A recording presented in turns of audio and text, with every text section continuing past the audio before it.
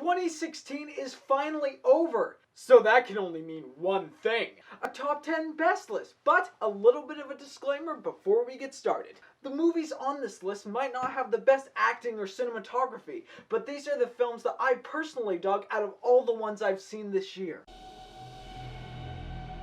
Take Disney and the director of Iron Man, and you have the 2016 adaptation of The Jungle Book. Considering this is a great retelling of a classic story, it has a great villain, a performance by a kid actor that would knock the socks off of most adults, and people are still baffled by the fact that 90% of this movie was shot on a green screen. Yeah, The Jungle Book had to be on here. Peter Berg has shown this year he is now an established director.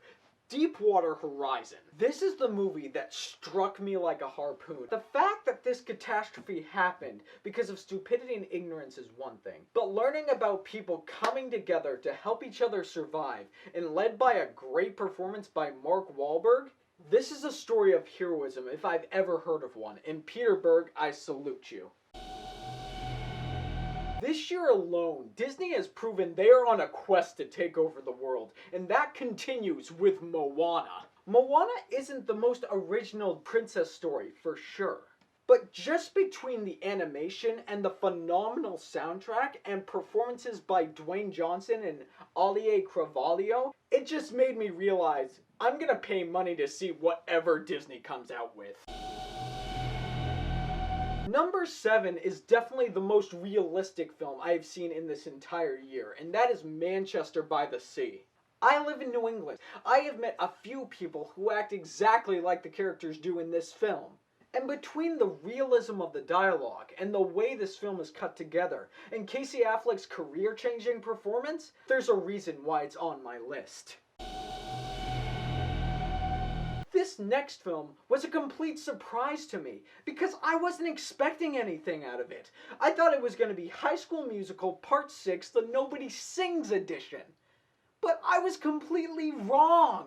The Edge of 17 is not only the most relatable film I've seen in a long time, it is the most realistic depiction of high school I have seen since The Breakfast Club. The uncensored nature of this and the relationships between the characters already gave it a leg up for me. If that doesn't say anything, I don't know what does. Number 5 is Rogue One: A Star Wars Story. This might be higher up in a lot of other people's lists, but this is where I have it.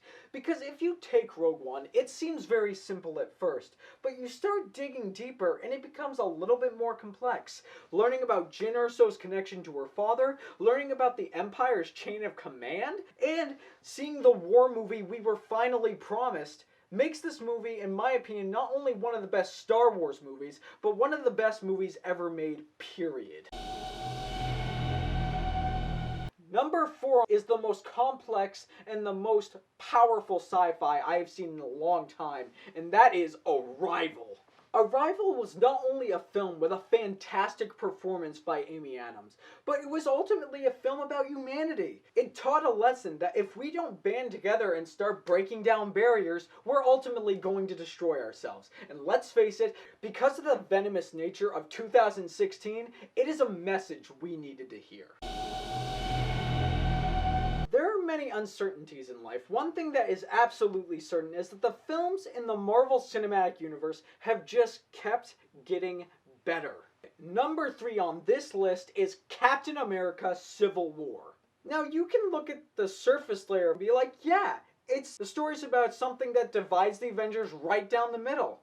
But if you start digging deeper, the story is ultimately about the friendship that we've been following since the first Captain America film between Steve Rogers and Bucky Barnes. It's got friendship, trust, revenge, betrayal, and not to mention the best superhero smackdown we have ever seen on screen. The story built around the characters and the many layers this film has makes it my favorite superhero film since The Dark Knight. Time for the final 2.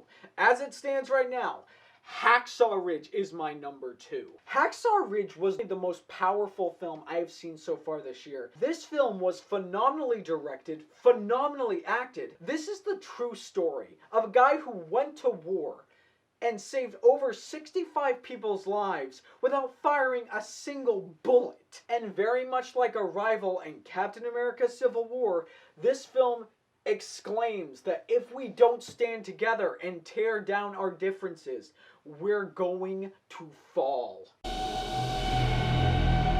Number 1 on this list is the film that affected me the most, dug into my core the most, and made me change my perspective on how films are made. La La Land. La La Land has solid performances, Emma Stone's being a career-changing one. The music and soundtrack is great. The film looks phenomenal, and it has an ending which is so unique from anything I've seen in the past couple of years. And it has a pretty sweet message. If you're passionate about something, it doesn't matter how long it takes. If you put in 110% every single day, you will eventually succeed. And we've come to the end. Those are my top 10 best picks of this year. This year as a whole has been insane, and I want to let you know I'm coming out with a channel update for you guys in a couple of days. I want to give a big thank you to all of you who have been with me since the beginning. But at the end of the day, it's not what I say, but what you say that matters. So, what are your top 10 films of this year? Leave a comment down below or make a video response. I'd love to hear from you. And if you like what I had to say and you want to see more, click right there and subscribe and become part of the fray of nerds who love cinema. You all have a fantastic day.